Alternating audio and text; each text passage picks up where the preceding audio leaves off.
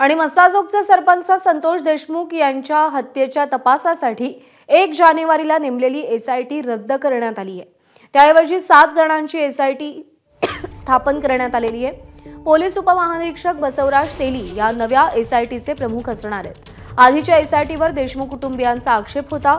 या घटनेतील आरोपी एसआयटीतील अधिकाऱ्यांच्या संपर्कातले होते असाही आरोप देशमुख कुटुंबाकडून करण्यात आला होता।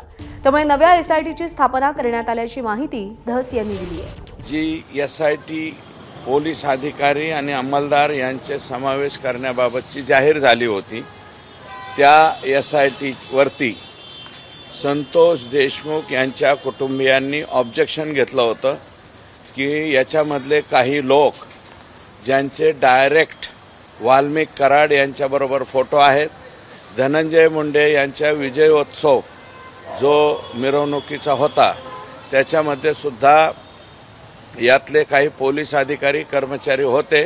पूर्वीची अनिल गुजर साहेब सोडता आणि बसवराज तेली साहेब सोडता बाकी सर्व अधिकारी कर्मचारी याच्यामध्ये नव्याने सामील झालेले आहेत।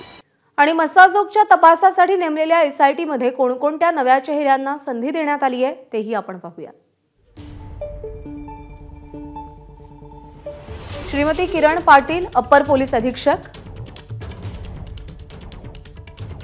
अनिल गुजर पोलीस उप अधीक्षक,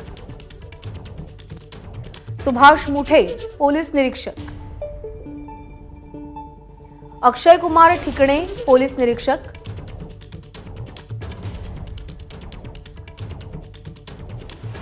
श्रीमती शर्मिला साळुंखे पोलीस हवालदार, श्रीमती दीपाली पवार पोलीस हवालदार। एबीपी माझा, उघडा डोळे बघा नीट।